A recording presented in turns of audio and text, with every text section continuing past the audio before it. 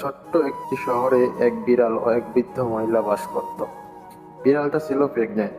একদিন সকালে বৃদ্ধ মহিলা ঘুম থেকে উঠে দেখে বিড়ালটির অনেক কয়টি বাচ্চা হয়েছে। তা দেখে বৃদ্ধ মহিলা আশ্চর্য হয়ে যায়। সে নিজেই খাইতে পারে না, তারপরে এতটুকু বাচ্চারা কি খাওয়াবে। তারপর সে বিড়ালের বাচ্চাগুলোকে এক গহীন জঙ্গলে ফেলে আসে। এদিকে বিড়ালটি বাচ্চাগুলোকে দেখতে না পেয়ে অনেক কান্না শুরু করে। ওই জঙ্গলে একটি হাঁসের বাচ্চা বাস করত।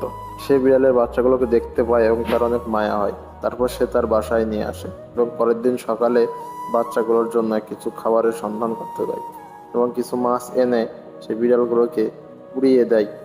বিড়ালগুলো অনেক ক্ষুধার্ত থাকায় সে মাছগুলোকে অনেক সুন্দরভাবে খেয়ে ফেলে। তারপর সে পরের দিনে একটা গুহায় নিয়ে যায়। সে গুহার ভিতরে ছিল অনেক স্বর্ণ অলংকার। সেগুলো দেখে তারা আশ্চর্য হয়ে যায়। এদিকে বিড়ালটি তার বাচ্চাদের চিন্তায় অনেক অসুস্থ হয়ে যায়। অবশেষে হাঁসটি